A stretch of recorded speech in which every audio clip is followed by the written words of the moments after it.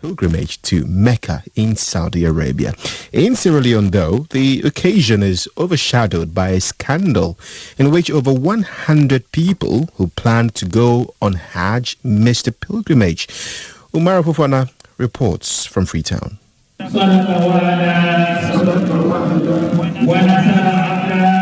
Congregational prayer at the National Stadium yesterday, marking the Muslim Feast of Sacrifice. It is usually an occasion for the country's leaders to play politics. In what looks like a sign of the times in relations between state and mosque, the politicians were conspicuously absent.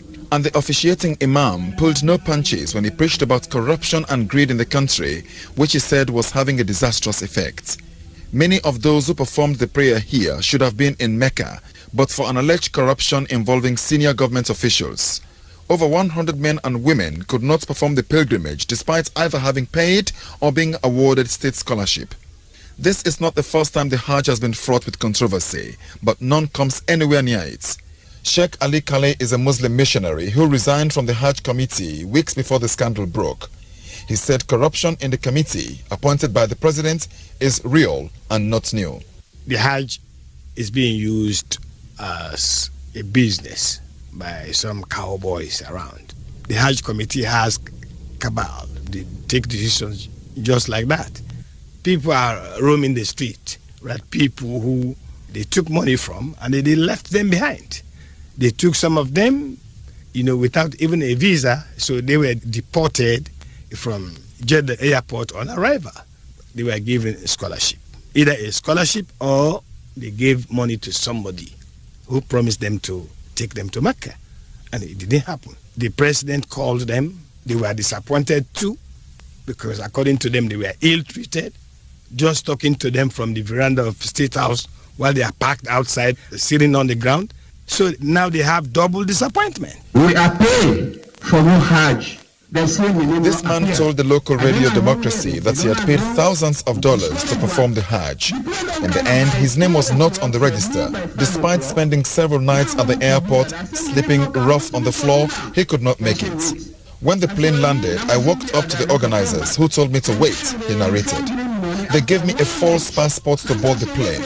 When I protested, they said it would all be fine.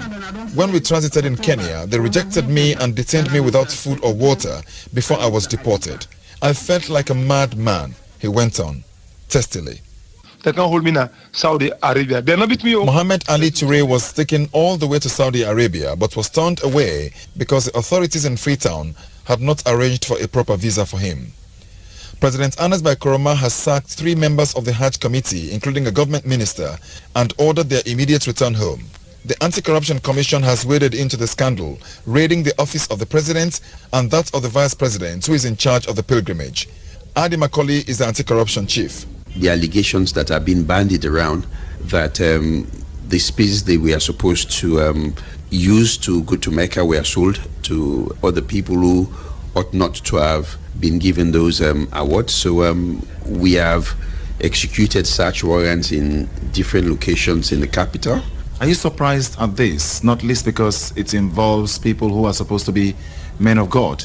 I am surprised that such was done in a religion, but basically corruption in any form should not be tolerated. While some Muslim scholars say the government should take its hands off it, some Christians have questioned the use of state resources to fund Muslims performing their pilgrimage, with Christians getting no such help in this secular country. Umar Fofana there in Freetown, Sierra Leone, and that brings us to the end of Focus on Africa for tonight. We are back same time, 19 hours GMT tomorrow.